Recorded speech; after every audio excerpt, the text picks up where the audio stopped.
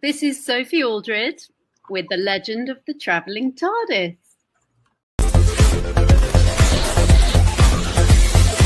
Are you like a little garbage can? You must talk louder. Daleks are hard of hearing.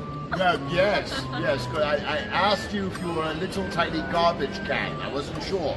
I'm not R2D2. You need to get your genres correct. Wow. Well, R2D2 is not a little garbage can. He's actually a charming little individual. What are your special talents? Extermination and extermination. Extermination or extermination? Correct. Yeah. Which is your favorite? Well, that would be extermination. Oh, wow. So we actually have some like mine. That's Do wonderful. you exterminate? To exterminate, yes. Excellent. We will make sure you're exterminated last so that you may help the Daleks in their conquering of the galaxy. That sounds absolutely wonderful. Do you want to do coffee? Do you like Starbucks? No, too expensive. Overrated. Once again, we're on the same page. Excellent. We can take the galaxy together, and then I will backstab you.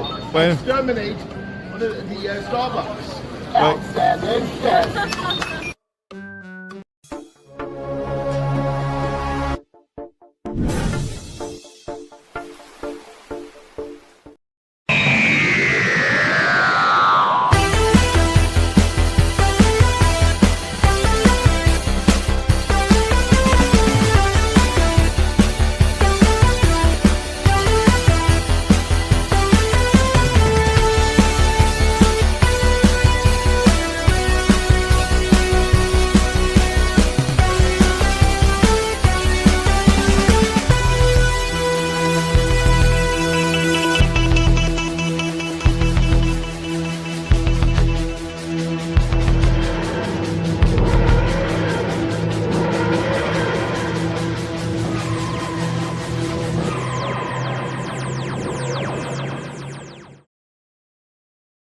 And welcome, fellow Whovians, boys and girls all over the place, all across the universe. Welcome. This is The Legend, the Traveling TARDIS, and my name's Christian Basil. I will be the host tonight. And I'm sorry I've taken off so many times, but I was getting ready for MegaCon, and I was getting things all set up for MegaCon, and then I went to MegaCon. So I want to thank Dave and Tom for helping us out. And a lot of you probably saw Tom over at MegaCon, and I'm just going to be using that word a lot tonight.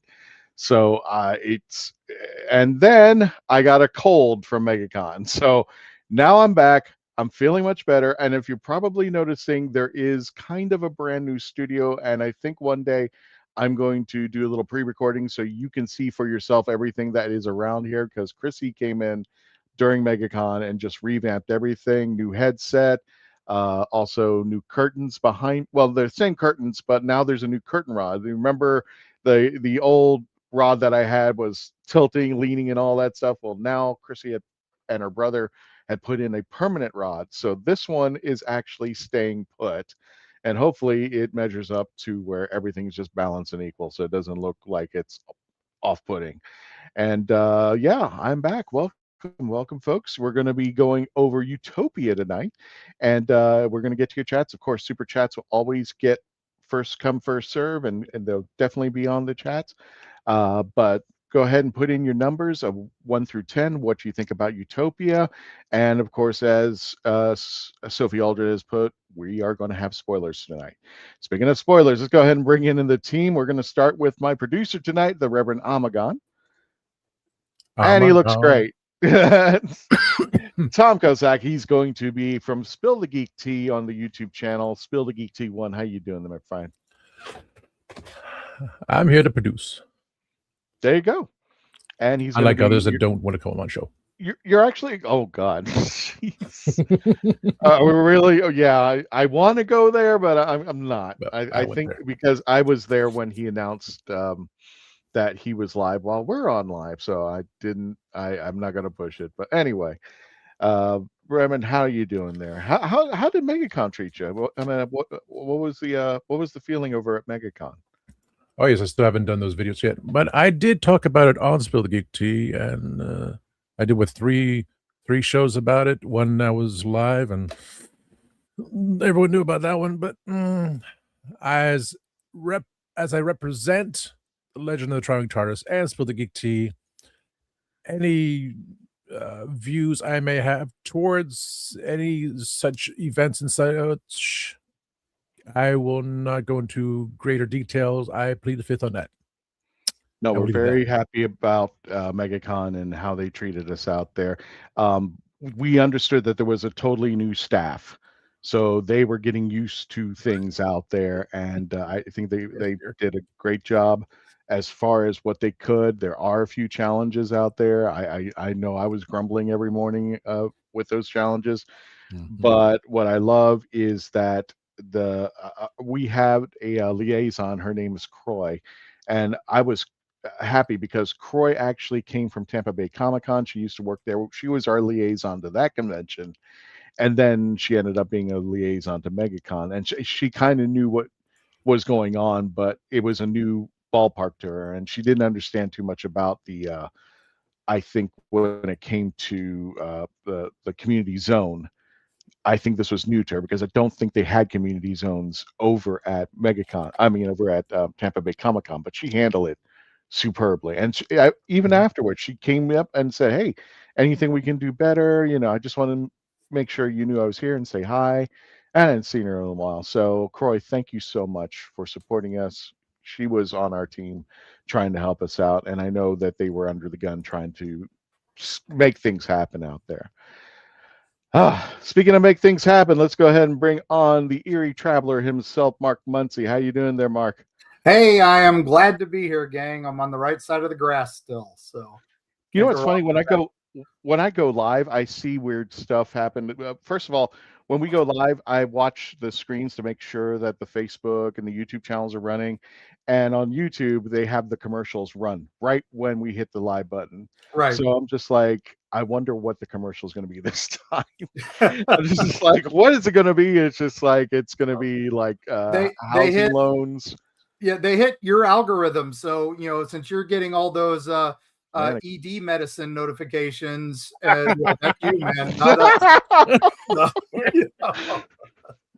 No, when you're getting ads for hymns, that's you, man. Not that's us. not talk. No, that's not us. That's not us. My ads are all Skyline Chili, and I'm nowhere near Cincinnati. So, but yeah, no, we're doing good. I've got a couple events coming up. We're going to be at Haunt Fest in Athens, Georgia this weekend to discuss Halloween and spooky things. And then we've got Fallout Wasteland weekend, May the 2nd, for those that are going to be up in West Virginia and outside the Flatwoods Museum for the Flatwoods Monster Incident. And so Erie Travels has bottle caps. We made special bottle caps for it that we're going to give to people who come see us. So join us and be out in the wild wasteland jamboree in West Virginia. Go see Mark and get some bottle caps on. Get your bottle caps. We'll tell spooky stories. That's what we do. Exactly. Speaking of spooky stories, because I really don't know how good segue for this over here, but I think she has a brand new book, if I'm not mistaken. The lovely Michelle from the Tardis Archives. How you doing, Michelle? Yes, I do. Was I right? You do have a new book, right? Yeah, yes. My debut novel, Widow's Weeds, and I'm wrapping up another book. Goes to the Wild West, which are period archive newspapers of people seeing ghosts during the Wild West period. But my debut novel, Widow's Weeds, is available on Amazon. Sweet. Sounds like my love life in high school. Anyway, congratulations on your new book. That's awesome. That is totally awesome. And we get it on Amazon. So make sure you're looking up Michelle out there and getting her book. Speaking of our book, I have a new job. You have a new wait. When did you get a new job? About a month ago. I've been keeping it quiet. I'm an independent researcher now. Yeah. Okay, and what do you independent? Can I ask what you? Yeah, I'm helping with a antique store in Fredericksburg. There's a number of things he needs me to help research. So I am a freelance historic researcher right now. Sweet. All right, good. Sweetness. Speaking of sweetness, let's bring him on over here. Let's bring on Sean from Our Philosophy Is. How you doing, Sean? Welcome back to the show. I'm doing great. I'm sweet right now. I'm not sweet all the time. I gotta just let everybody know that I'm not always sweet. I do, but yeah, I got to tell you, today I feel like reviewing this episode. I feel like I'm living in a utopia. This is exactly where I like to be, reviewing Doctor Who stuff. So I'm doing great, and I'm excited to get into this. I know. It's just I felt bad that I was out sick for Blink, and I just did I tried to do my best. I was coughing up a storm, so I had to go on my cell phone real fast and said I don't want to be coughing it up, and I'm still getting out the stuff because it's one of those colds that like it just lingers. It doesn't just leave. It has to linger and remind you. Oh, by the way. And you'll wake up one morning and just like, oh, by the way, I didn't leave just yet, and you're coughing. So, yeah. I'm glad when you were sick, you weren't like lying in bed and it was raining, and you're like, the doctor said I had until the rain stops. Oh God, no. Or maybe he will. I don't know. Speaking of which, there, folks, let's go ahead and bring on the gadget. Let's go ahead and move on. Does anybody else have any announcements before I bring on Miss the Gadget Pendragon? Nope. Okay. Let's bring on Gadget.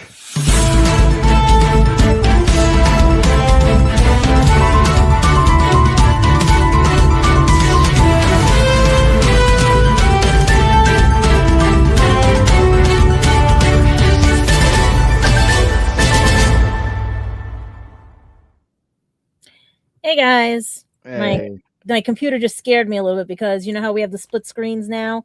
The phone one was working, but the regular one, the browser hated, and I'm hoping that's not the YouTube thing that's been going on. I'm getting used to my new headset, and it's not stereo, it's mono. Ooh. And it just sounds really awkward now that everybody, so I got this so I can move around just in case, I had to do something or I had to leave the room for a moment there, and I could just mute myself. But everybody's mono, and I don't mean that in the viral sense. I'm talking my headset. So we all shout, "Look over here! Look over here!" Exactly. We're all smack dab in the middle of your brain. Yeah, I said he was cosplaying a NASA control personnel right now. There you go. Yeah, they're still having problems with Outlook. And the toilet. Yeah. I'm sorry. Did I hear that we're just not having problems with Outlook? Because I'm pretty sure Outlook's had a problem since they launched it. No, I'm just kidding. Mm-hmm. Perpetually problems with Outlook. I kept my Windows phone as long as I could, and then they killed it. The bastards killed it with a Windows update. Why? Why would you do that? Because that's what they do.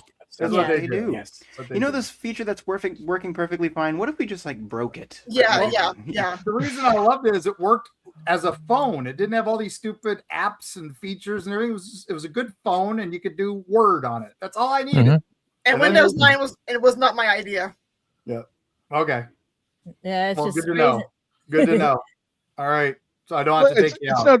It's no different than when you get like a new car, and then all of a sudden you go from 2025 to 2026, and then they said, you know what would be great? Let's take out the power steering and the wheels. Yep. It works so much better if we take that out. I mean, it was just a cost. Well, look at the Legend AI. It tells you the craziest things. It actually knows that you're the host of Legend of Traveling Tardis, but it calls Reverend Amazon. Yes, that's what I'm calling Tom. That's your new name now. You're Reverend Amazon. I'm rich. I had one person forward me an AI search of me, and they said that Eerie Travels is being made into a major motion picture starring Dwayne "The Rock" Johnson. I'm all in. I'm ready for that paycheck. Let's do it. What a way to find out, huh? Yeah, he was playing me apparently in the movie, so I don't know. It doesn't capture my likeness, but I'm willing. If he's a good actor, I'm willing to do it.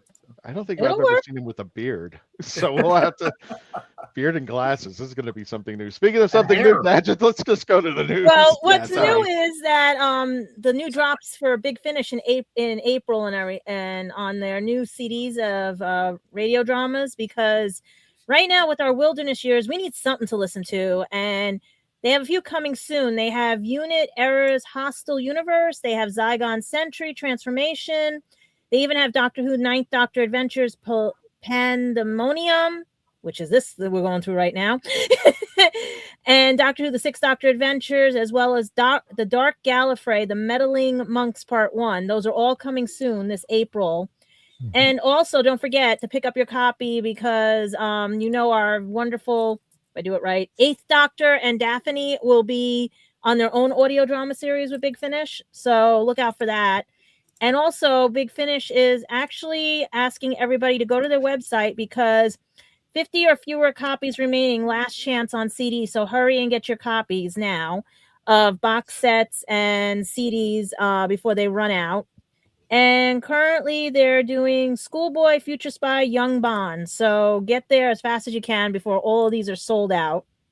And the only crazy thing right now is the news is just dead in the water, especially like land and sea, because they have been so landlocked and chain locked and running adrift with all these new streaming sites and everything. It's hysterical.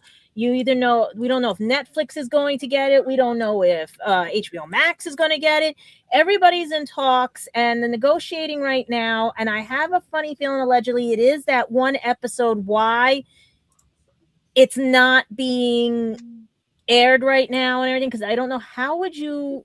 I don't want to say that episode because we might get a lot of PETA and everybody else screaming their heads off, allegedly, because of that one episode. So that could be the catalyst type thing that's causing this, as well as negotiations for the new series, especially with the animated series being talked about and everything. But hopefully maybe by Christmas. But speaking of Christmas, they're still setting up for September. We're working on schedules. I will tell you that there are some stars that need to check their schedules right now, so they might align. All the stars might align, and we might get a good Christmas tree for of Doctor Who spoilers soon. But if my source is right, this one might be the second script. There were 3 scripts. This one might be the second script. I wanted it to be the third script that I know about, but I think they're saying the second script because it's a happy medium for everybody. So that's the alleged information I got from my source. But like anything he said, it can change on a drop of a dime, a bad hay penny. It could just be whatever and everything. So guys, if you're so desperate for Doctor Who, please go to Big Finish and get the CDs, get everything and work on that. And if you want to talk about space and traveling and everything, go watch the Artemis 2, rewatch it, watch the live feed on NASA and everything. Hopefully we get another cool shot and everything, but I'm very happy that they did name one of the creators after his mom. That was pretty cool. Wife. Mom. Okay. His late wife. But my friend said it was mom. That's why I wanted to make sure. So again, there was stories that said it was his mom, and then another said his wife. So it is his mom. I mean, his wife. The takeoff day was the anniversary of his mother's death. That's what it is. The creator after his late wife, Colleen. Okay. Who died while they were in training and stuff. Yeah. And then we all cried. Now the question, real fast, because let's go back to Big Finish. We know that Daphne Ashbrook is going to be returning with the 8th Doctor. Is she going to be Grace Holloway, or is that still open to?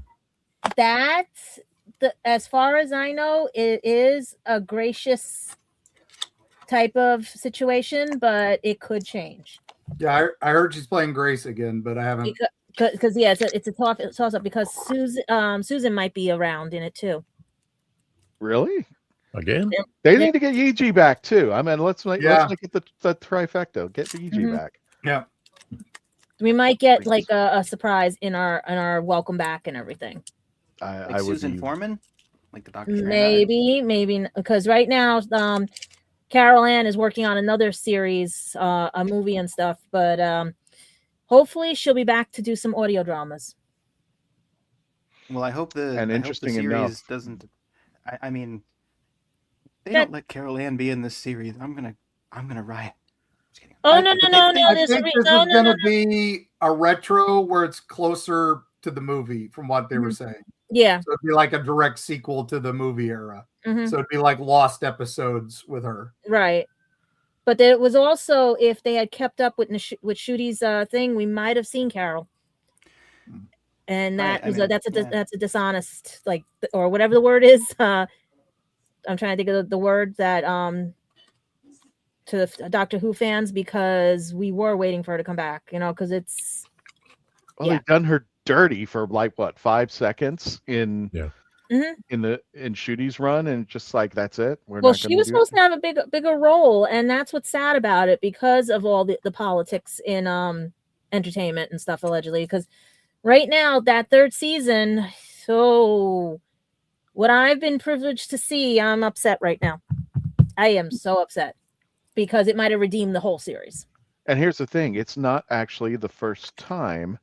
If anybody goes over and listens to Big Finish, it's not the first time Susan has actually appeared with the 8th Doctor. Spoiler alert, but I mean, you could. No, that's what I was trying to tell people. You could go to Big Finish and just find she had Susan's been in contact with the 8th Doctor, and that's good. Was it Carol Ann who played her?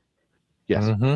Yeah. But unfortunately, the stories were not so good to Susan and the Doctor. I'm not. Yeah, they were. That's where I'm going to hold off because that's why That's why they're hoping this next run is going to be a better run.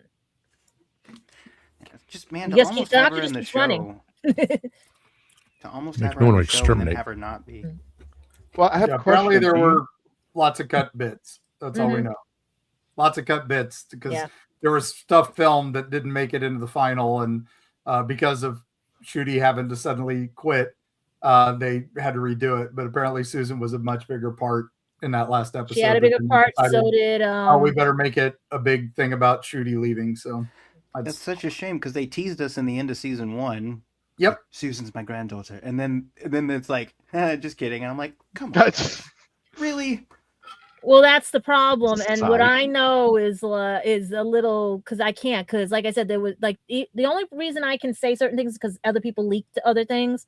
Yeah, and what I'm allowed to. That's why when he said there's 3 scripts, and then what he was talking about the 3rd season and everything, I'm very upset right now because it would have redeemed everything. It would have been very cool. It would have been more the Doctor Who we were looking at years ago. It's just that it's political, it's money. It's basically they were looking for the 4K. They were looking for all the other stuff and everything. They were doing more glamour and glitz than storyline. And it felt to me, like I said, those 2 seasons felt like a rehashtag of the seasons we're watching right now because it felt like I was watching 10 and Martha again, and stuff like that. So it's just hopefully she was right there. She was right there. Yeah, I know. I have a question for everybody, and just looking ahead, because I'm not trying to say this in the down light, but I meant, would you guys be okay with Susan regenerating into somebody else to keep her story running?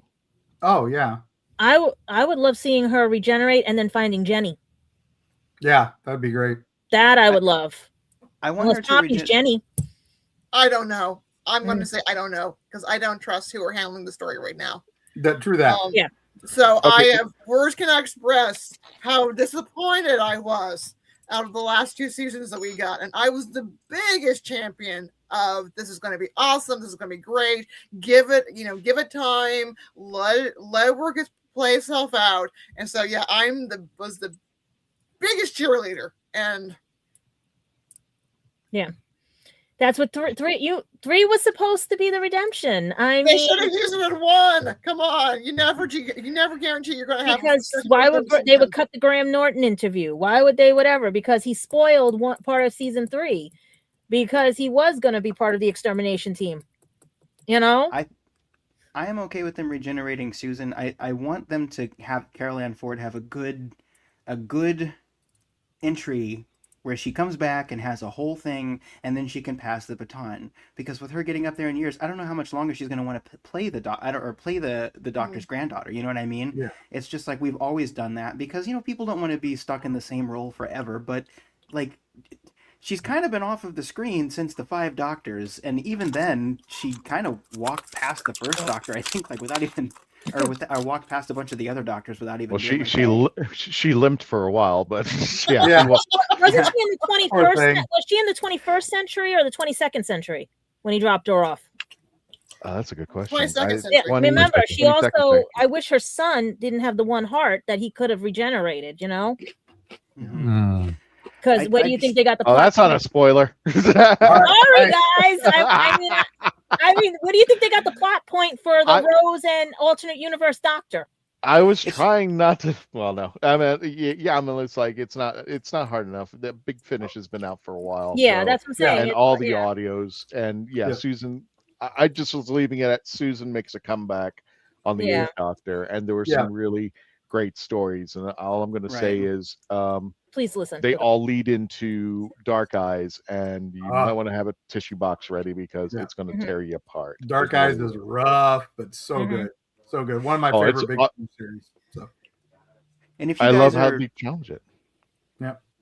if you Yeah. guys are anything like me, and I know I am, I don't really listen much to Big Finish. I love that stuff's out there, but she's been off the screen for so long. It's just like what if they would have done the thing with the Ronnie, kind of like a Ronnie type thing, where it's like, okay, I mean, Mrs. Flood was like a whole different character, but even so, like, kind of, if they wouldn't have done the silly bi-generation thing, I want them to stop doing that. No bi-generation for Susan. Yep. Just have her be on screen, have her regenerate. Now this is the new Susan, and we can move on. And just, they haven't given us that, like, ever, and it's kind of annoying. That's all. Well, I'm with Michelle on this. It's just like if somebody else takes over, like the guy who did Babylon 5 that's been begging to be on Doctor Who and be a show, Krasinski. I would definitely, but it was just like, Well, look at what Eccleston. He drove said me the same nuts. thing. If it wasn't the team that's there now, he'd be back in a second. right. I But- trust you. I would trust you all to write a better story right now than the people that we gave how many millions of dollars to. Like I really want to tell you what one of the scripts names are for the Christmas thing, and I'm like, I would rather see this because it will give us closure. No. That's why I want the third script, but they want the second script. Give me 500 monkeys with a typewriter, and we'll have a better script. So. Yeah, and Shakespeare. Yeah, I'll throw him in there too. We'll summon him back from the dead. It'll be good. Shakespeare. Hold on, let me pull out my Ouija board. Bill, are you available? Bill? She'll actually type out on the Ouija board a better story than a week. No, I just gotta go. Get this Is down. that it for the news? I just tap into my abilities and go ask them what they want and everything. That just drives me insane because RTD, when he came into 2005, really did a great job about trying to do a Well, balance. he did write this episode. But I mean, what I'm trying to say is when it came to 2025, 2026, Doctor Who, we got, here's the Ronnie. Oh, let's dangle this. We got the Ronnie back. I'm like, really? Oh, we got Omega back, or Omega, or whatever you want to call him. We got a Titan. Member berries. He looks like a dog. Berries. There's nothing to remember. All this was crap. Yeah. And they, I don't remember and an Omega being a dog. I don't and remember they the said Ronnie. that this was the Titan. perfect launching point Hey, man. for those who knew That was nothing an Omega. about the show, but it was nothing but a member berry done poorly. Yep. Mhm. Yeah. Well, they even What's that tried to called? have the Star Beast be a launching point, and I'm like, okay, I would be so lost if I started with the Star Beast. But even if I started with Church on Ruby Road, it's like they're bringing too much stuff back, like you said. Yeah. You know, it's like, I mean, they couldn't even Instead of finish. eating the baby, they should have ate the show. Well, they couldn't even finish the plot point. Oh, she named herself Ruby because she just pointed at a sign. Yep. And they brought Unit back without using Unit. Yeah. And for no reason. Yeah. It's like, except we're gonna have a spinoff in 2 years, so we better bring them back and have them be here. Yeah, we can Are we work gonna on have the a hiring water? policies of Unit because that was just some Yeah. really weird stuff. Yeah, going on. let them play children and minors to work a very dangerous job. are we gonna have a Unit spinoff? Because I'm pretty sure I'm in America. I know nothing about that. What Is Unit there a spinoff? Unit Yeah, spinoff? exactly. I don't know. I kept I'm hearing losing my- rumors about it. I kept hearing Yeah. rumors about Yeah, it. I think it's it's just called like the Gallifrey. sand between the sea and the we or something. I don't know. But See Big in the Finish- Wii? It's like what I will 5-year-olds say do. the Nintendo Big Finish property. Unit- the Big Finish Unit series, that Eras, has been really good. Colshaw, our friend of the show, does an amazing Brigadier, and then they've brought back Bambera from Battlefield, and they've got Kate and Osgood from the new series. So it's been choice entertainment. The first two. I'm super looking forward to the one that's coming out later this month. So Hey Tom, what would you think about Barbara? Barbara. Yeah, let's go. Let's bring them all back. Ian, Barbara. yeah, What would you think about a regenerated Susan coming back? Sutek was the dog. Omega was the Titan. yep, Okay. Susan was Gallifreyan. That was the original idea. Let's keep it at that. Yep. My thing now is anybody hear about Gallifreyan Academy? That was a rumor. That was an April Fool's joke. Yeah, that was an April Fool's joke. Yeah, that is sad because you know how desperate people were that they actually were getting Paramount subscriptions because of that. That's what I was trying to tell you. Like, please, people, do not jump to anything. Check your news stories and everything anything it's April 1st, just turn it off. Mm-hmm. Except for the except for Legend of Traveling TARDIS. Yeah. Don't you guys hate when something actually bad happens on April 1st? And like, I don't know if you've ever had to tell someone something, and they're like, haha, and I'm like, no, I'm serious. No, really. Yeah, we lost a pet, our beloved Claudius the Wonder Lizard that day, and it was brutal. Oh, I remember that. Yeah. The cuteness. Yeah, but yeah, that was a rough day, and we're like, and people are like, oh, that's not funny. I'm like, no, it's not. It's just sad that he picked that day of all days. Exactly. So, Claudius thought it was hysterical. Yeah, he did. He went on a high note. He went on a high note. Got company because you were going to talk about Nick Pope from Ancient Aliens. Yeah. Who has Grey Star lovely time traveling screens. Well, Gadget, give us a little bit about the news and then we'll swing it over to Mark. Well, basically, like I said, there was not much news going on or anything. And then to hear that our own, and I say our own because if you're a sci-fi fan, if you are into aliens, if you're into any of that fun stuff, that if you don't have that one-sided view and you like multifaceted things, then definitely look into what happened with Ancient Aliens, because it is sad that they lost Nick Pope, one of their interviewers who would do UFO research and phenomenons, everything. And they were about to do their convention when he passed away at a very young age. And he basically just Grey Star screens. He was fun. He made it interesting. You wanted to learn about science. You wanted to learn about UFOs. You wanted to learn about the alleged conspiracy. But he sadly passed away of stage 4 cancer, and because it had metastasized. Yeah. And it's just heartbreaking because too many people are losing their lives to either cancer, overdoses, depression, things like that. So please, people, check in on everybody.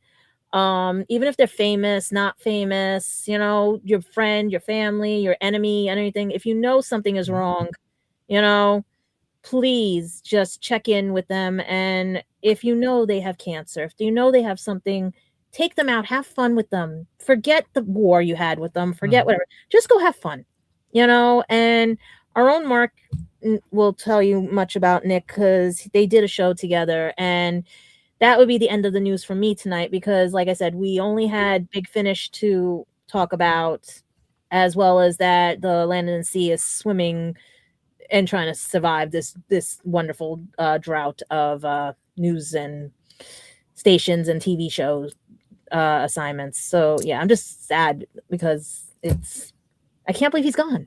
I really can't. And stuff. So take it away, Mark. Yeah, Nick Pope, for those that don't know, he was a former Minister of Defense.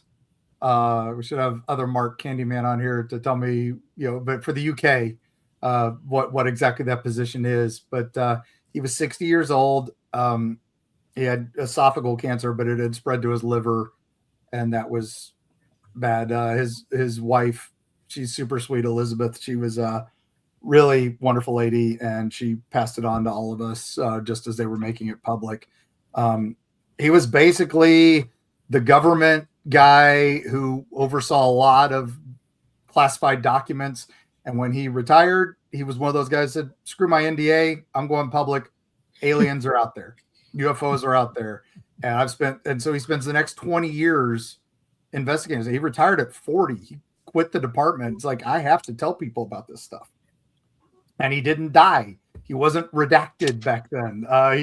He kept going. And these last few months, he's had esophageal cancer, but he was still doing interviews on TV shows. He knew he couldn't beat it. And he kept going until just a few weeks ago. He was still doing interviews with shows because of all this weird stuff going on with people dying mysteriously. Scientists and Space Force generals are just disappearing and dying. So he knew something was up, but his was something completely different. His was natural, but if you were look into the X-Files, he's kind of Fox Mulder, but more the type that did the research, kind of like some of us who can't go out and do field work. We do the behind the scenes stuff. But he had gotten on. We did Ancient Aliens together, and then we've done some conventions together. So over the years, we'd become, convention friends. So it was pretty brutal to hear that. He died on April 7th, and his wife said it was, peaceful, just went away. So good for him, and I hope he tells us what's going on when we see him next. So. Mm-hmm. He may visit you. You never know. He's really not dead. He's been abducted. This is just a cover. Yeah. His favorite quote was he was talking to this one girl at one interview with her, and he said, no, she's the real life Agent Scully. She's a scientist, a skeptic, and a hot redhead. So there you go. I'll tell you a sense of humor. So that was one of the things we talked about at a con once. So never forget that line. So. Got it. Gadget, let's go ahead and end the Who Knew News at this moment. Hang on. And just everybody, anybody else got anything to put in before we close it? And just everyone be kind. Good question. Did anybody have any closing thoughts about the news? Happy New Day. Okay. Let's go ahead and wrap it up. Let's go ahead.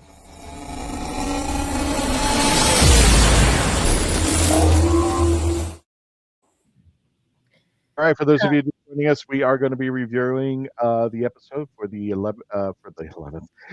10th season in my world. So we will be reviewing the episode Utopia, which comes right after Blink, and this is the first episode of a free run episode that brings back a certain who. But spoiler alert, just in case you haven't seen it, God knows why you haven't seen it yet.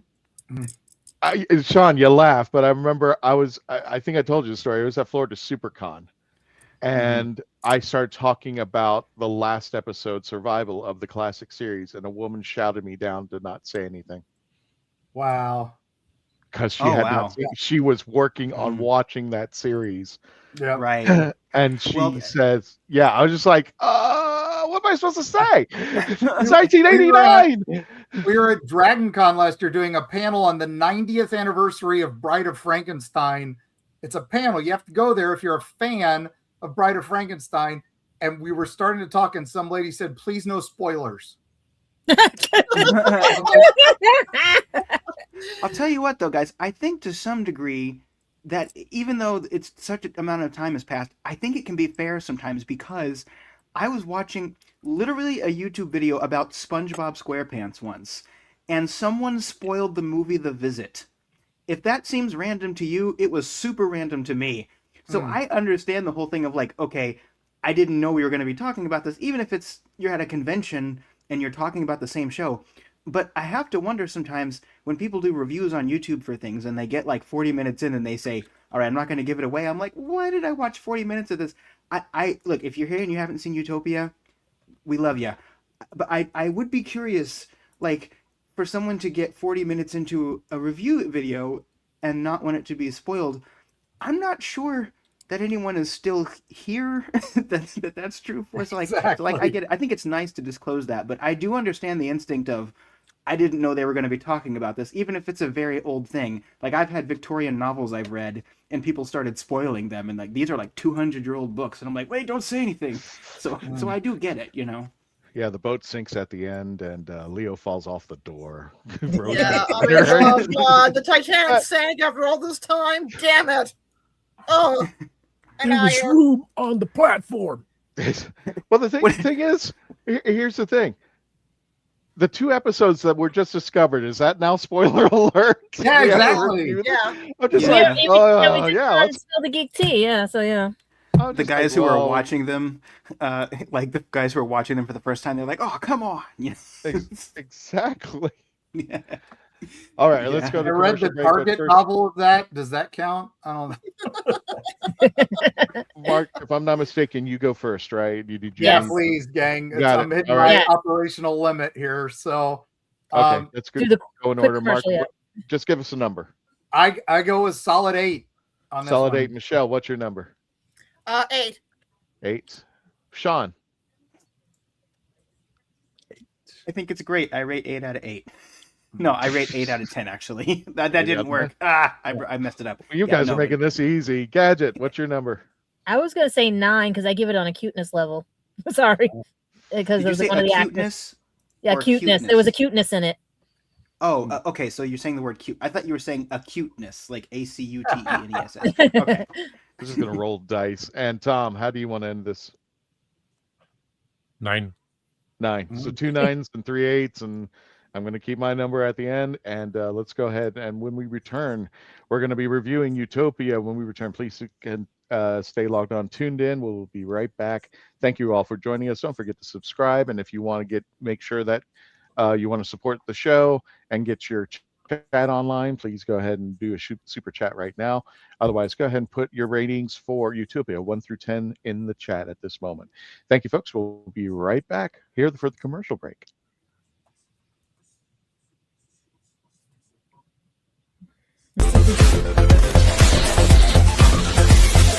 I didn't listen to that voicemail.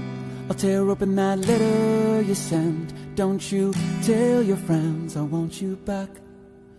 I gotta leave you now and unread, because you've already said those words that switch my heart to dead from loving you.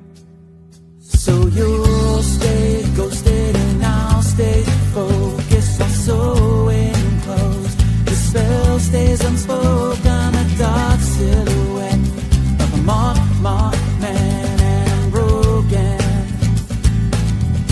Right down. I didn't listen to that voicemail. TikTok, that story you sent. Don't you reel me in to get me back. I'm gonna leave you now. Are you tired of toxic fandoms? Do you wish we could go back to being happy? So do we.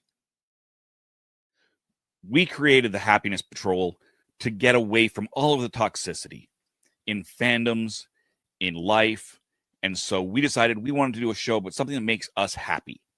And in the first season, that something is Star Wars. So join myself, Cameron, Scott, Jessica, and Melanie on Happiness Patrol at youtube.com/@happinesspatrolshow.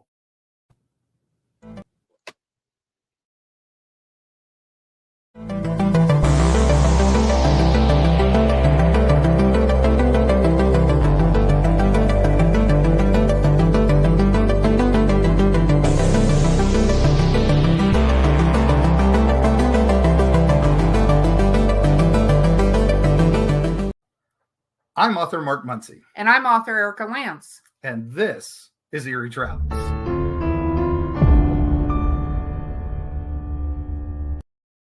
Greetings, travelers. Join us as we travel through folklore, myths, monsters, legends, and dark history. Now, we'll be your guide to the spooky side of reality as we discuss cryptids, paranormal, and all things preternatural. Sometimes we find the truth is way scarier than fiction. We're on twice a week on your favorite podcast platforms, including iTunes, Spotify, Amazon, and YouTube.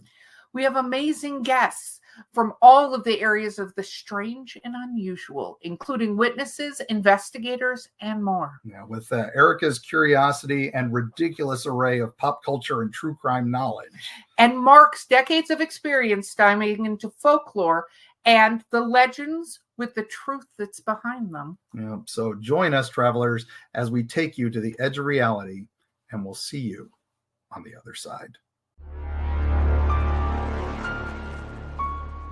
So what's your favorite Western? Is it this one, or maybe one of these? Is it a revisionist Western, an anti-Western, or maybe it's an all-time classic? Whether your favorite Western is in black and white, vibrant Technicolor, a spaghetti Western, a neo-Western, a comedy, or maybe it's only really Western in spirit. Whatever it is, This is the podcast dedicated to determining the top 100 Westerns of all time. Every second Monday on YouTube, Spotify, and Apple Podcasts. It's Horses on Film.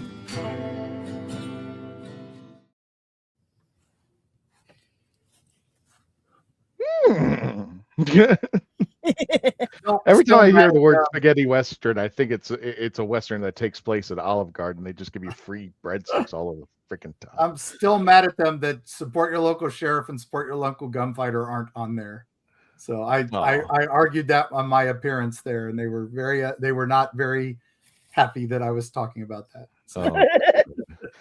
Well, ladies and gentlemen, welcome back to the Legend of the Traveling TARDIS. Thank you for sticking around with us, and we are now going to be reviewing Utopia.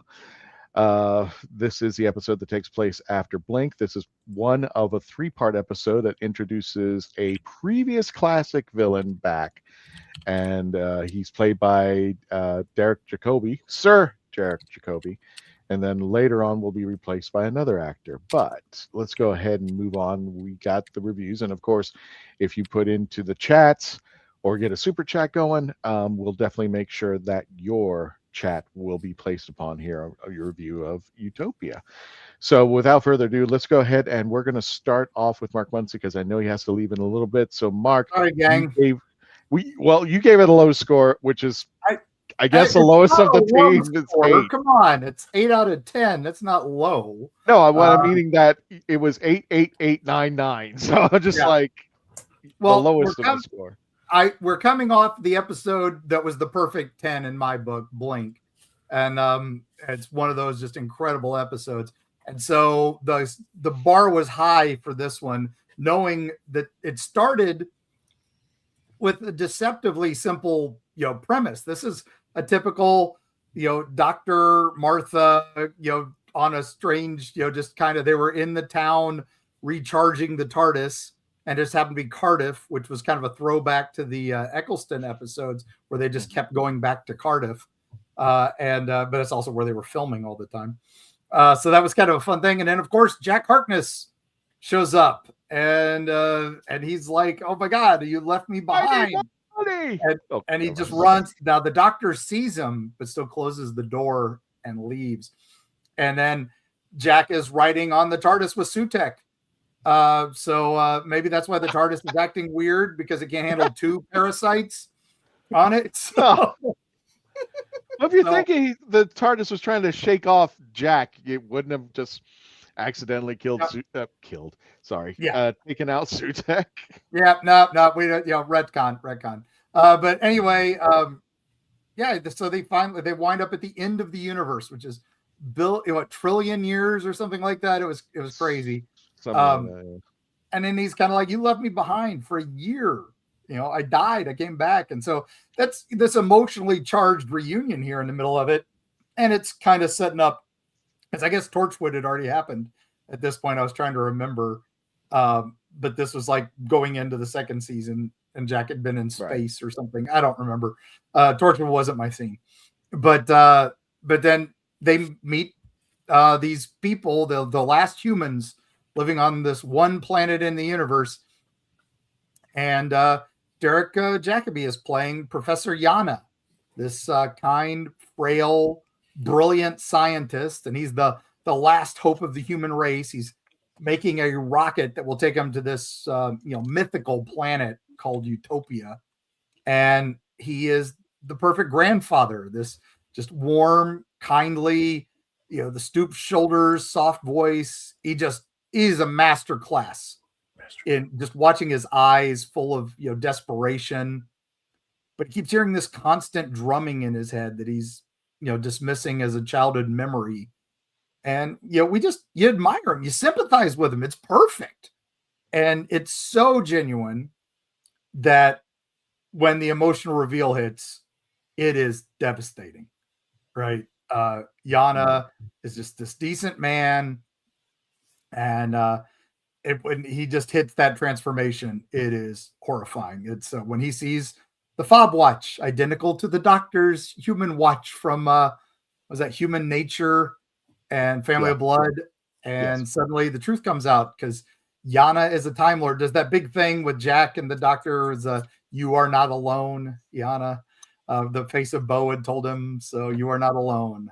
And but then it's not what we think when he opens that fob watch and the posture shifts, that stoop just straightens out, and that voice hardens, bam, and he's got that chilling smile, and he just has the "I am the master" line. That, oh my god, I got chills. I still get chills about that. And he is not the stupid one we get 5 minutes later. It's so not the stupid one. Cold, intelligent, sadistic. Just those 5 minutes of Master. This is such a throwback to the classic villain. He conveys the centuries of rivalry with the Doctor. He's got that malice, and then he murders freaking Chantho with an instant. It's like, it suits me. It's a paradox. And just then he's gleefully stealing the TARDIS. I mean, it's masterclass. And he dies and becomes stupid, giggling Joker John Sim for no reason. I'm so upset about that. Sorry, gang. I love John Sim later, but these early days as the Master were just brutal, and we were robbed. And but then, and the Master just was shooting Jack repeatedly. Oh my god, that was just brilliant. He just finds it amusing. It's so good. But he was so good in that. So this episode, it's amazing. It's great for Jack's return. It's that transformation of Jacoby just elevates it beyond belief. That's some of the best acting in Doctor Who history, period. No arguments, no question. And I wish he'd stayed longer. That's why it loses 2 dings from me. Also because it's kind of just the monsters are coming. It's like, really? But they're not even monsters. They're just random people with fangs. Come on. Could have been better. But Jack's return elevates it. It's pretty emotional, pretty crazy, but Derek Jacobi, I'm so glad Big Finish got to do the War Master series, the stuff before he becomes Professor Yana. Mm-hmm. Wow. Good stuff. And that's when we realize what we've been robbed. And so it goes down another notch. That's why it's not a 9. It goes down to 8. Why does John Sims look like he had a night of Taco Bell? So that's all he looks like. For every turn is the Doctor. He looks just like that. It's stupid. It's I don't know what they were thinking with him. I don't know why they were I guess they were trying to write it as though it was a failed regeneration and they didn't really know how to deal with it. I don't know. And again, it was just silly. But all I got this a few years ago, and I'm very happy. Oh, so thank you, Big Finish, for letting me get that. Well, that was nice. Yep. So if you want a masterclass in acting, watch that 5 minutes, and you'll be very happy. Watch that whole episode because he's incredible throughout that whole thing. That's why that level of actor needs to be more in Doctor Who. Yes, Bob watches all around. Mine's nailed to the cabinet over there, so the time cabinet that I can't open. So waiting for the key. So key to time. Something. I don't know. Need a Tardis key to open it. Yeah, nobody mentioned to me about the fob watch meeting. So yeah. You've got one too. We all got those. That was everybody bought one when those came out. They were awesome. Well, Chrissy redid my room, so I'm like, there's certain things that are been reappropriated into another location. So I'm sure it's somewhere if I really look hard enough. So really catch it. I like hers. That's good. Oh no, she's gonna turn into the Ronnie. Yes, mine is a Mickey Mouse one. It actually has Donald on it. Nice. Steampunked. You open it up and we pretend that 2 seasons of Doctor Who didn't exist. I know, right? Yeah. There we go. Mm-hmm. But yeah, I'm a little passionate about this one because I thought it was amazing, and not at all the fact that I can cosplay as Derek Jacobi as the Master and do okay. So gotcha. Well, our next item up for bids, Michelle, you also rated it at 8. Tell us a little bit about your rating and why. I was going between 8 and 7, but what saves it is Derek Jacobi, Sir Derek Jacobi. I love the great British actors, and he was phenomenal in it. But on the downside, it's again, modern Doctor Who struggles, in my opinion, with their season finales. And this was another example of let's just jam everything into a 48 minutes and see what works. So we know we have the mystery of Utopia, of the end of the time, end of the universe, and they're going to go to Utopia, and why are they hunting humans on this planet, and why are people with the big fangs? And then we have Captain Jack comes back, which is wonderful, and then we have the mystery of Yana. And then, he's the master of the end. And I agree, we wasted Derek Jacobi in this to have him come back at least into the next part. I agree. And then have him, maybe it was time commitment. Maybe he had to go somewhere else for time constraints. But this is kind of the problem with modern Doctor Who and especially maybe a Russell T Davies script is let's throw everything on the wall, see what sticks, and if we can't explain it all, it doesn't matter. And there was way too much of running up and down corridors. That was just way too wasted. But then it was directed very well. Graham Harper is a classic Doctor Who director. He did my favorite, which is The Caves of Androzani. So it's great to have Graham Harper back as a director. He was doing it really good with what he had. But what keeps it from being a solid 8 or even higher again is the classic end of a season. They have too much going on. It feels like 2 different episodes slammed together. And also looking back with the modern day John, just a little bit of modern day Who, you can kind of see the problems of what we're facing now. Was even dating back into 05 and 06, but we kind of ignored it then. Yeah, this has been a classic Who. I got to say, they would have stretched out over 4 or 5 episodes at 30 minutes apiece instead of scramming it in. We would have had 30 minutes with Doctor dealing with the TARDIS and, Jack arriving again. And then another 30-minute episode. It would have felt flushed out. And that's one of the problems maybe of modern day Who being in an hour episode. It doesn't work. You need to have a time for it to breathe and to expand. And it's okay to slow down in telling stories. Today, everything is so wang bang. I've been going back and watching shows from the 60s and the 70s. And you see, then they allowed the stories, even if it was a half-hour episode, they allowed the story to breathe and to tell itself. Yep.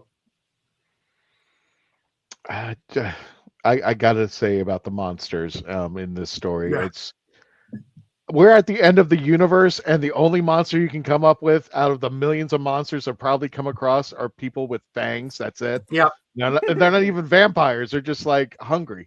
And why are they hunting? Why are they hunting people? Why do people need to go to Utopia? Oh. They're hungry. Yeah, this episode is a solid 6, except for Jack and the Master. So, yeah. They have a spaghetti western going on over there at the Olive Garden, and they really need to go. So. They're out of Dollar Generals. This is the last one. So. Oh man, it's bad. We couldn't get the budget going for a real monster, so we found these fangs from some going out of business. They're left over from Buffy that had just been, that didn't get the reboot. So there we go. Give it to you guys. Exactly. All right, Mark, thank you so much for joining us, brother. I appreciate that. And let's go to our next. Everybody, make sure you go over to Erie Travels, Erie, Florida, for the book. Yeah. And Mark, where else can people find you? ErieTravels.com has the podcast and all the links. We do YouTube. We do daily drops on folklore and history and UFO, Bigfoot, any news like that. But twice a week on your favorite podcast platform, you can find us. And ErieTravels.com has all of our appearances. This weekend, we're at HauntFest in Georgia. Fallout Wasteland weekend's coming up. We'll be at a couple Bigfoot conferences in June. So follow us there. And I'll be back on here as soon as I can. And we'll see you guys on the other side. Bye. And Sean, you are another one of our 8 or infinity numbers. tell us why you rated it an 8 and what's going on. Yeah, so I rated this one an 8 because I agree with much of what was said. This episode to me feels kind of like a breeze. It sort of flies by at a breakneck pace, and there's not all that much memorable about it. But then we get to the part with Sir Derek Jacobi, and it really elevates the whole thing. So no real difference there, but I do have some things that are a little bit different in my take on it. So from the beginning of this, it has kind of a great premise, as was said before. I think the real hook is Jack running toward the TARDIS and going, "Doctor," which I think could be really funny if you put some Benny Hill music underneath it or something. That could make me laugh a little bit. But it's a good opening to the episode, and even landing in this area, it seems kind of cool. But then you start to see the monsters, and they've just got this sort of generic look. Also, I'm not sure if I'm correct about this, but sometimes in the episode it looks like we might have some stereotypes going for part of it, and that's kind of a negative thing. But other than that, this episode kind of feels a little bit like 42. You know how when you watch 42, every time you watch it, you kind of forget what happens in it. And I think that's true for this one. It doesn't help that it's between two really big Doctor Who storytelling arcs, or two big storytelling entries, I should say, because you've got Blink, which is considered one of the best episodes of all time. And then you've got the ending of season 3, which a lot of people really remember because of John Sim. So this episode, every time I watch it, I just kind of forget what happens in it. It feels almost like no time passes at all. I mean, there's some good things. We have the banter between the Doctor and Jack and Martha. Martha is slightly annoying in this one when she's just like, "Oh, good old Rose, of course she's blonde." And it's like, come on, Martha. But it does have an okay feel to it. But then, my friends, we see the fob watch. We see that fob watch unveiled, and what was set up in the Family of Blood is just a perfect knockdown home run right here. Everything from the music, the eerie music we get, to Derek Jacobi's performance, the way he's looking into the camera, and it just kind of draws you in. It's one of the first things. I mean, Doctor Who has a lot of seasons, but this is one of the early things in the show that I just really remember sticking out and being like, "Oh my God, something really strange is happening here." And I have to disagree a little bit with what was said about Derek Jacobi here, because I agree with everyone else that he was really great, but I don't mind his short appearance here. And the reason is, when you see Professor Yana, he is this kind old man who kind of seems like he's already willing to be at the end of his life. He was going to stay behind to try to make this machine work so everyone else could get to where they were going. He is playing that type of character here. And it's almost like an inversion of expectations. You see older people who have a lot of generativity in their life. They have this sort of altruistic attitude toward the next generation. And they usually get sweeter as they get older when they have that mindset. But to see that suddenly reversed, to say, okay, this assistant that I've been living with all these years, I'm going to kill her instantly. I'm going to show how much malice I have. And then, as he actually dies, because Chantho ends his life, that's when he goes into the regeneration. And at that point, we all know what can happen after a regeneration. We've already experienced it once if we're new fans. The reason I don't mind John Sim in this episode, and especially like him at the end, and I'm getting a little bit into the ending here, but I think since we're Doctor Who fans that have seen this, what we think of John Sim is going to factor in to these episodes, right? John Sim, I think, is a perfect master for new viewers. Because, well, number one, I don't really mind them doing something new, but I've seen a lot of classic Who. My favorite master is Roger Delgado. Excuse me. Yes, that's right. Sorry. My favorite master is Roger Delgado. I thought I said the name I was trying not to say. I didn't. So the original master, of course, is my favorite. I think the actor who played that sort of employed that archetype the best was probably Sacha Dhawan, because when I see Sacha Dhawan's master, he really does seem like another incarnation of the Roger Delgado Master, just his menace and his pure controlled and sort of focused madness. I think it works really well.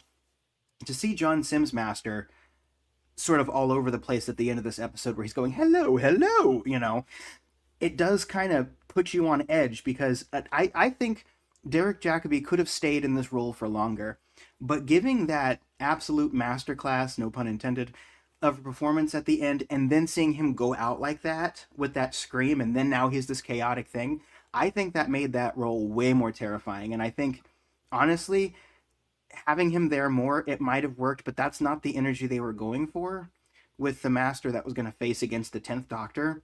But seeing, as I said, seeing that sweet old man turn into that very menacing old man, I mean, just switching on a dime, right? Talk about a chilling performance.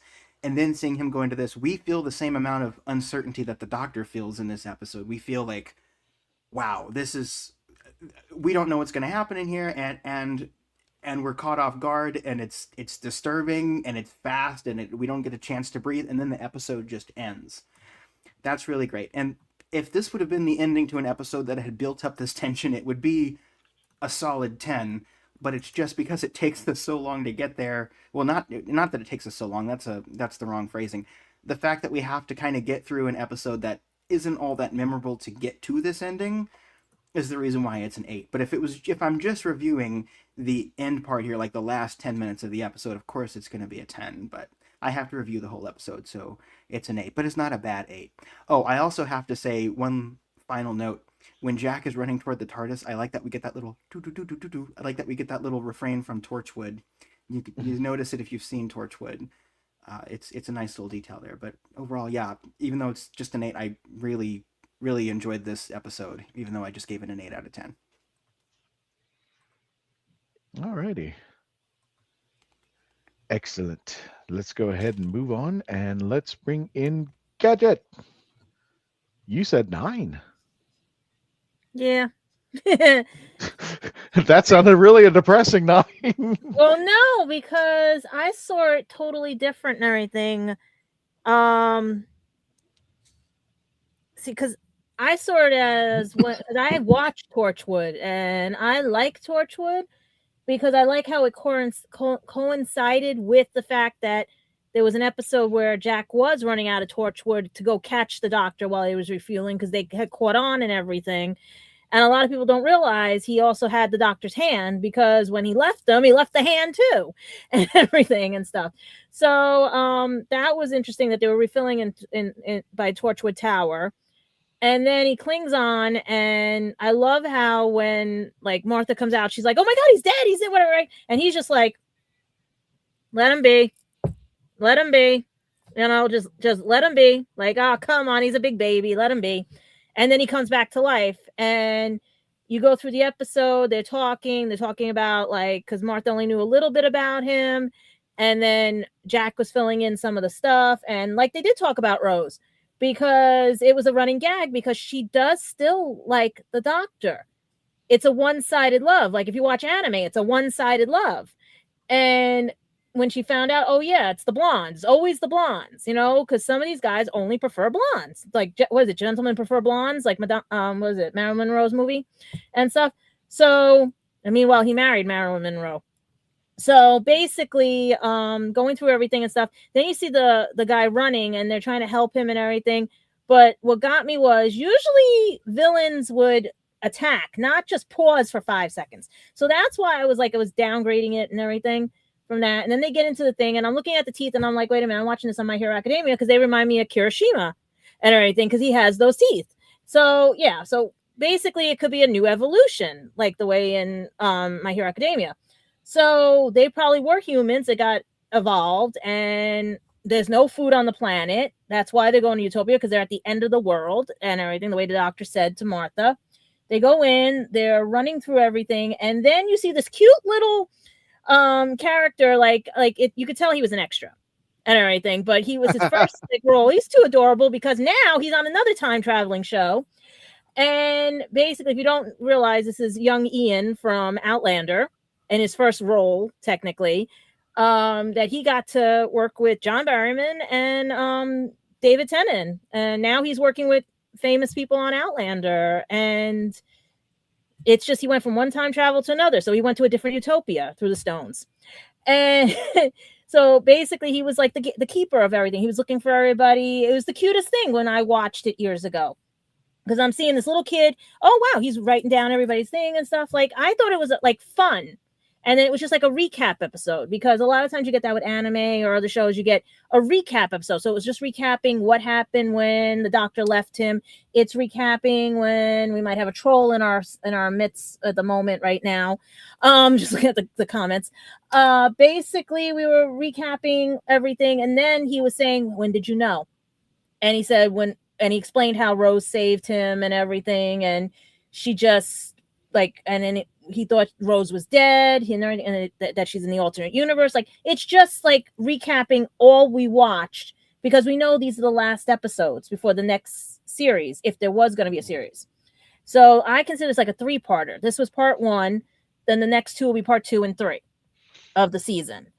And it just was like, what would you want? Would you want Utopia when you know there's nothing left in the world, you know?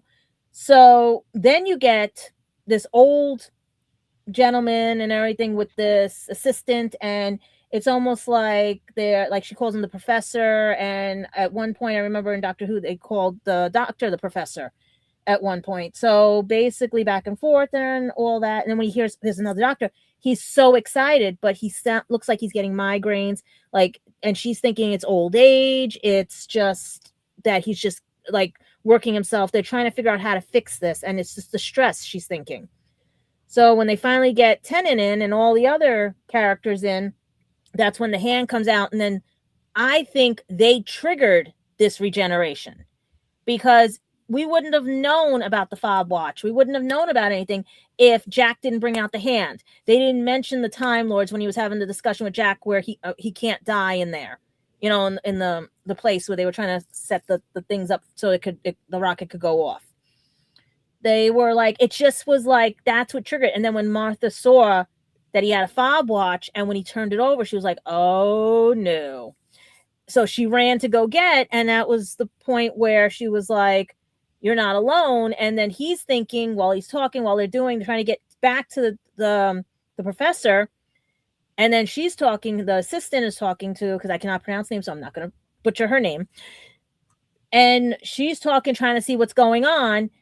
And it's just foreshadowing another future with our 12th Doctor, spoiler, because why is it the females with the guns that turn the Master into the Master? I didn't understand that that dialogue, because it wasn't good or bad. It was just like, it was out of nowhere. First of all, he's going, well, I'm going to die by a girl's hand. I'm like, it's a running gag. They had to make it.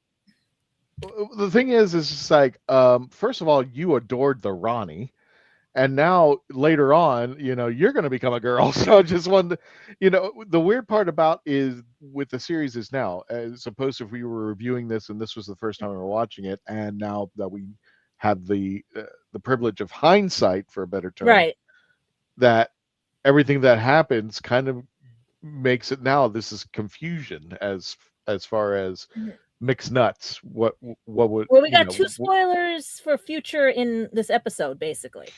Yeah, you know, and it's fun watch. That's the way I like rewatching things, because then I can see what we had, what became of, and now that joke makes sense to me, because if you haven't watched with the 12th Doctor, and when Sims comes back and everything, it's his own persona of Missy that actually shoots him to turn into Missy and everything. So it's like the same thing. It's the girls. They the Master can't be. They destroy him basically. But yeah, it was just like, it was. I think they triggered him. If he wasn't triggered by what the Tenth was saying, what Jack was saying, what Martha was saying, like all those things that were going on, plus him seeing the TARDIS, hearing the noise, because he remembers the drums, but he also knows the sound of the TARDIS. So all that was just culminating, and like, because he was already dealing with the drums, and then that's going to come later on when we hear about the drums. You know, that's right. We got so many spoilers in this episode for future episodes, they had to make it pay off. And that's why I was given a 9, because after watching it again and then knowing what I know, I was originally going to give this a 7 because it's very fast, very whatever. I don't see any discrimination in it. I don't see anything. I just see people trying to survive at the end of the world. And that basically we either have an evolution of people that there's no food for, or that we're dealing with people that were blinded by Utopia because of the world that they're living in, because they don't want to face what's going on around them, that they literally want to figure out like what other people are saying is fact versus, like we have a persona, and the master had a persona of the professor because he adored the doctor. He always was with the doctor. So yeah, doctor, professor. And basically now he's going through his regeneration of, if the doctor can be young, I can be young too. But it didn't mean his mind had to go young. So he made this other persona, and then he has the persona of Saxton, spoiler, because everyone knows who he is because we already saw Saxton before, and all the other situations that were going on. So it's like this episode I feel is more of a payoff episode or a recap episode, or makes sense now for other episodes. But the fact of that it was just now trying to figure out how they're going to get back to Earth in the right time and everything with the time jumping, because that what was the expression that Tennant said to Jack about that the damn time vortex and everything? It's like one had a Ferrari and one had whatever, a coupe and everything. So are they going to use that lovely coupe to get back home? Well, that was a great example of when 11 and 10 and 11 show their sonics to each other and they're compensating. So yeah, it's boys and their toys. Right. It's basically the boys club. It's basically the boys with their toys, everything and stuff. And poor Martha's sitting there going like, do I really want to like him now? Do I really, after hearing, and that it was a blonde, that's what did him in, a blonde. So yeah, but I didn't see anything discriminatory. I didn't see it. I just saw people trying to survive because they ignored what was around them. But also it was the end of the universe. They weren't even on Earth. They were on another planet because they were on her planet. She was the last of her kind. Right. And that's what I'm saying. The fact that Captain Jack is. But you know what the funny part is? What's that? Yana, like you said, if you reverse it, it turns into Ani, which is a termite. And the master is a termite. He gets his way into everything. And he is kind of a weird, buggy thing in the movie. So climbing into people's mouths as they're sleeping. And now he becomes a tooth. So there you go. Yeah. How'd you like to go through all that and become a tooth? Yeah. Mm-hmm. So that's what I was seeing about it, because I just see that people were at the end of that they just wanted something to look forward to, hope. So Utopia was hope. Tom, you're up. You gave it a 9 as well. What's the scoop, brother?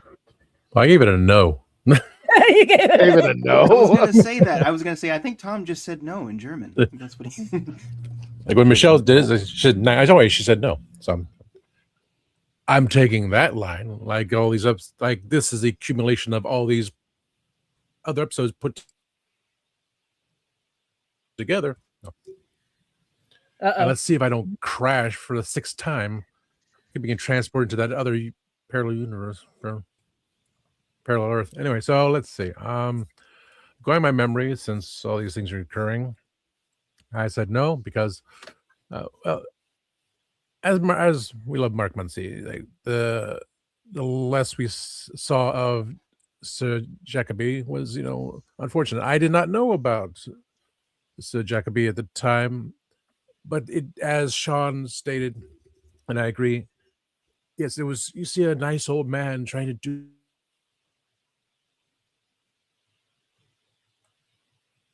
Is he frozen again? Do things, everything. So it wasn't. Yeah, he's freezing. Uh-oh. Michelle went, right? And everybody went except for him, right? Everybody went to Tom. Yeah. He can call my phone, or he can call one of our phones. We can have him talk on the phone. Am I back on? Yeah, you're back on. Just make it quick. Just in case the guys go completely insane. Jesus Christ, 7 times now. So yeah, Yana was an important character, but it was the Utopia. Everyone's trying to go to this place, and the monsters in there, and Jack. So everyone's more focused. It was like you have this nice old man there trying to figure out things. Yes, that was the hidden value. That was the. It was meant to be that way because we see the progressions. Oh, everything's fine, but then there, what? Oh, fob watch. Oh, crap! He's. You are not alone. Oh boy, something's going on here. Who's gonna be? Who's gonna be? Most likely the master because we perceive that, and then for him to transform from the brain to Pinky, basically. Because the posters showed David and John together, Pinky and the brain, but for this episode it was you had the brain here. That's like, Noff. Oh no, what do you do now? All the silliness going on there. Are you thinking what I'm thinking? Yes. I don't think you can get hippopotamuses in the bathing suits. So we're going back to Derek Jacobi taking over the world. Yes, we went from Jacoby into Sims. So that's a whole, that's the Pinky and the brain situation. And say, okay, we'll get to the absolute weirdness of the master because he's out of control. He just regenerates. Then I don't know what's going on here, but I'm liking this. It's very strange, which brings forth again to Alex McQueen, who was the master in Big Finish Audios because he had that sinisterness. Then we go to our future master. I just forgot his name. They all have that being very funny, very silly, except again with the last master. Just he was a mix of other masters, so it's like trying to get the best of every single one there, without being too bizarre. The idea of Jack coming back, and then we, as Gadget said, with Jack was prepared as he heard the sound of the Tardis, and he had put the hand in his backpack. So, gonna go find the doctor. So it's nice to have him come back. Always be nice to have John come back. John, you know where you can go if you don't want to come here. But we want you on both shows. Martha feeling left out because all these things going on. Oh, guys in trench coats, all these things happening here.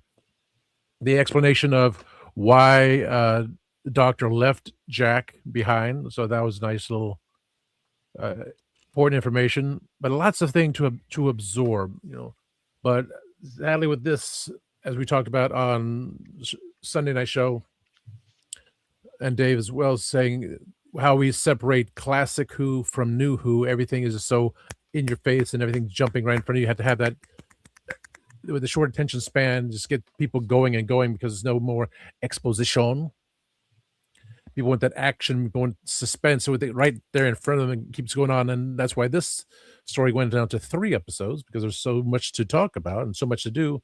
They expanded it, which was a good thing. So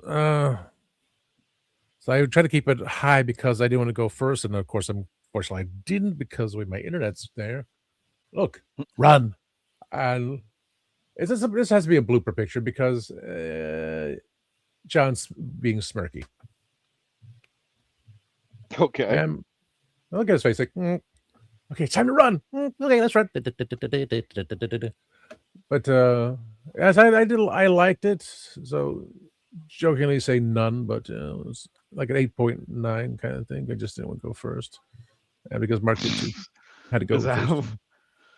But yeah, it was a good episode by memory because of the scare tactics. Say, we're going to go to some place that's going to be better than this, and then we find out next episode, well, too bad, so sad. He just what? Okay. Oh, that would make sense. Yes, Sticks Boy 73. That does make a lot of sense. That's why his coat is like flinging upward like that, because that happens in real life too. Yeah, but like everyone said, I do like that Yano just was behind the scenes, not really important until we find out. He's a Time Lord. We know it's going to happen, so it was a big thing. So for Sims to come aboard and just being the outright silliness because as we see next, it's fitting. I see it's fitting for this the new generation to watch Doctor Who. He's silly, he's goofy, but he's purely evil, and it just keeps up with the pace of everything. So these episodes kept up with the pace, kept you going, not going by going, oh, I need to take a nap or anything. No, you were stuck to the screen watching everything going on. And what happens next episode, boom. And then the episode after that. I mean, a 3-parter, for goodness sakes? That's kind of wild. So I got all out before I got any crashes on your net. I'm good with that. And that's what I feel like right now with David Tennis. Am I going to crash anytime soon? Based on your internet, well, don't say anything just yet because my computer's starting to act funny, so I don't have any way of controlling the pictures. So you guys can still hear me, right? Everything's still working. Yeah. I'm not. Yeah. Okay. I can control the pictures. It's just as long as I have internet access. I was also adding a picture of them. The TARDIS disappeared in that corner. I'm just staring. I'm also adding a picture in there that we didn't originally have because there was a reason why I wanted to cover it. But here we go. It's coming.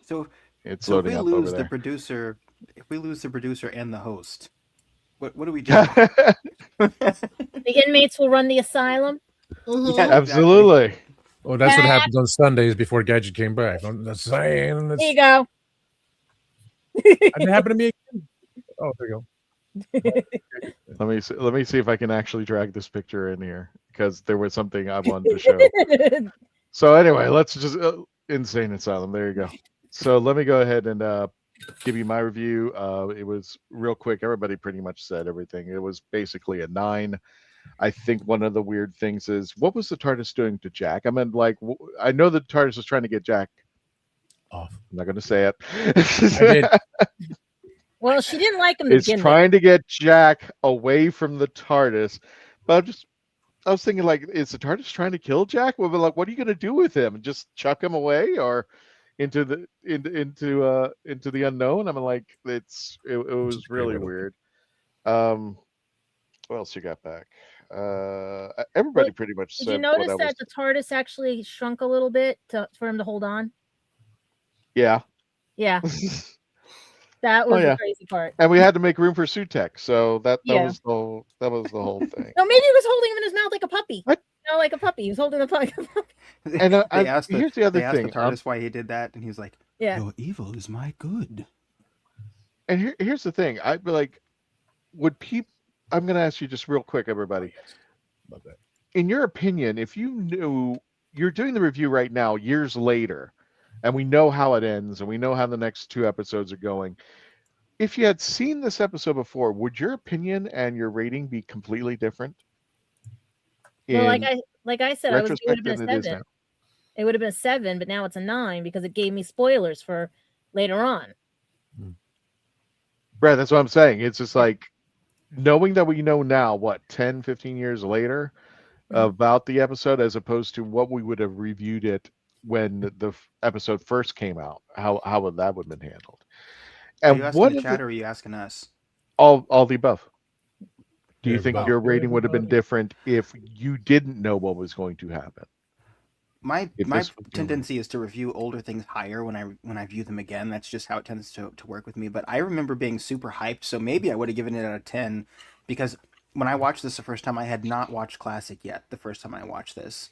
So I was just in the zone of, there's another Time Lord, and it's an evil Time Lord. I think, so probably I would have given it higher, but that's only because of the hype I had. I think back then we knew kind of that Derek Jacobi was going to be the master, and that was an interesting take. And it's just like, I think a lot of us back then were like, oh, this is going to be cool. I mean, his mortal enemy is going to be coming back. One of the things I thought was weird was that conversation. I wouldn't say weird, but that conversation between the 10th Doctor and Jack Harkness when he's in the radiation room, and they're starting to talk to each other about what has happened. They look like, well, my camera's just doing weird stuff now.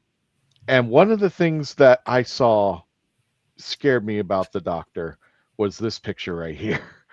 I just like this evil grin I've seen on the 10th Doctor, because he's now convincing Captain Jack what's going on, and it's almost like the 10th Doctor sees himself in Captain Jack, because Jack's now getting it. He is now living forever.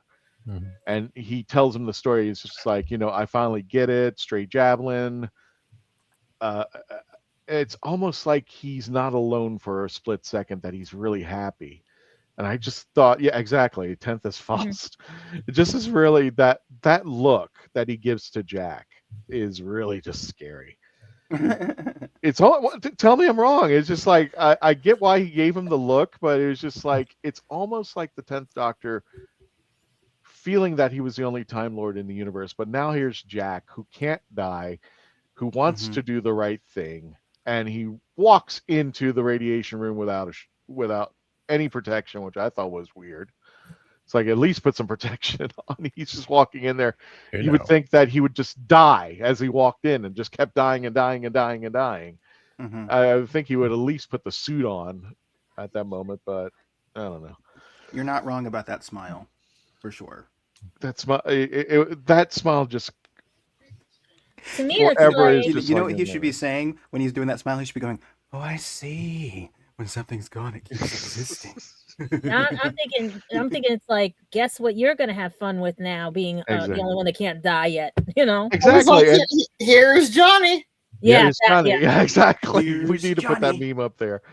But also, I didn't understand how the Doctor knew about his invincibility post, because he didn't see Jack get up at the end of the Parting of the Ways. So how does he know he's got infinite lives?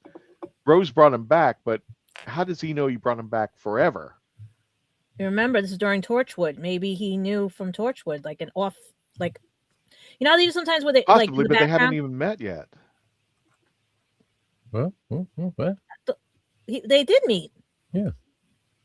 Are You My Mummy and all the other stuff and everything. Like, remember, he said he lived through the 1900s. Remember? No, I'm talking about post his death. He dies at the Parting of the Ways. So, but he time traveled to that decade of the 1900s. So he Right, probably but saw Jack living. Well, Jack went through that time, but I don't think the Doctor ever saw him through that time, right? They don't meet until this moment. Because they said fixed time. That's why he said when he saw Rose growing up, he didn't go near her because of fixed time. Well, that was Jack's side, but what I'm trying to say is 9 never saw Jack wake up. All we know is that Rose goes, I bring life, and then Jack wakes up, but he's not even in the same room with them. He's in another room. So how does 9 know eventually in 10 that he's got infinite amount of lives? He can't die. That I just it was well, all she said was, I bring life. Bad Wolf tells him I bring life, and we don't see him brought back.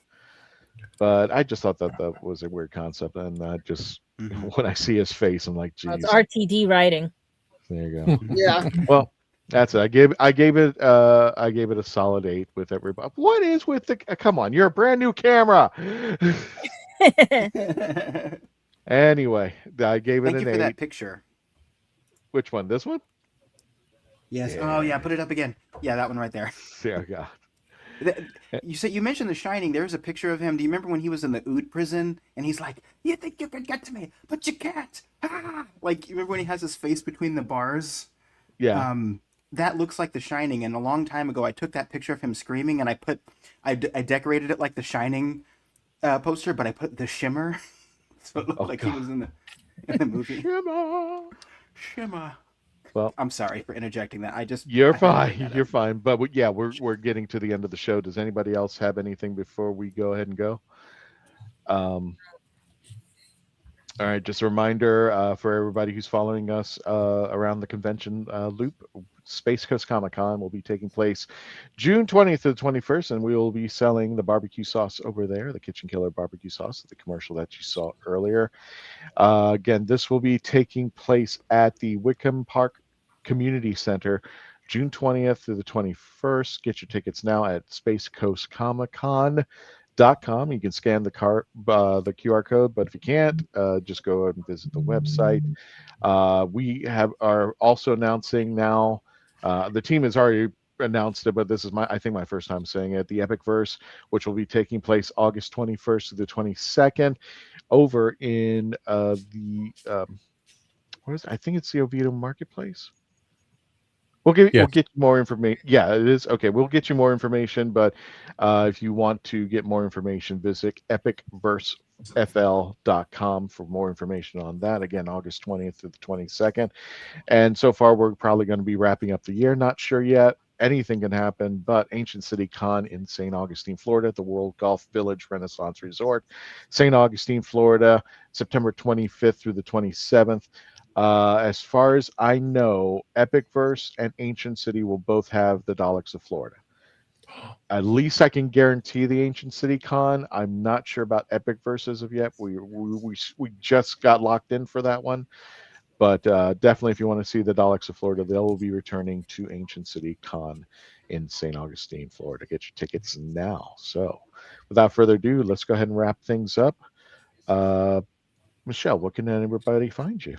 You can find me on Facebook, Michelle L. Hamilton, author, and my book, Widow's Weeds, is available on Amazon. My high school dating. Anyway, Our Philosophy. Sean, where can find you at?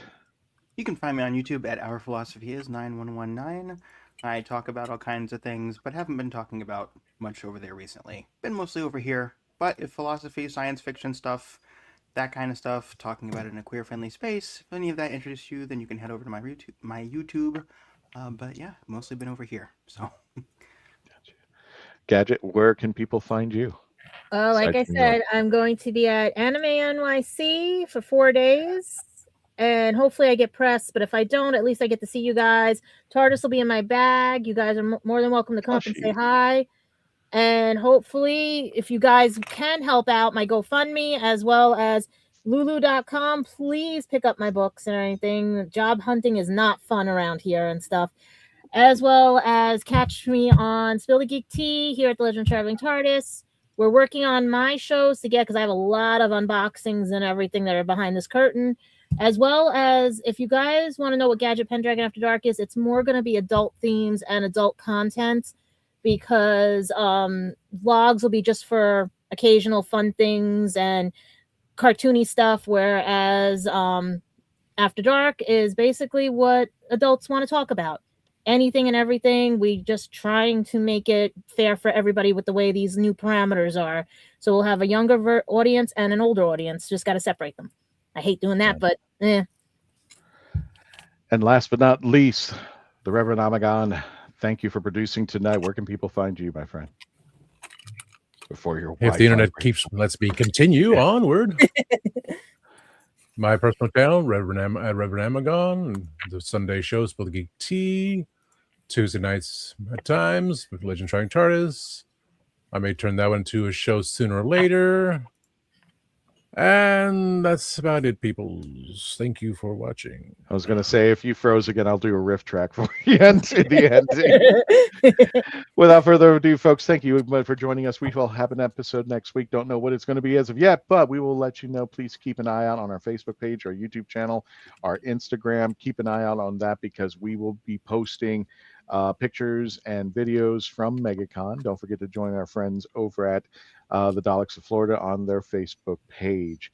Thank you all so much for joining us. And if you're new to this channel, don't forget to say good night to Simon, one of our greatest friends and a brother to the Legend of the Traveling Tardis, who passed away just last year. We celebrate his first year of passing, and he's holding the Traveling Tardis over there. So in the chats, please go ahead and say good night, Simon. Everybody, let's go ahead and say it, and let's go packing. Alrighty. And until the next venture, everybody, good night, Simon. Night, Simon. Good night, Simon. Johnny, take us out.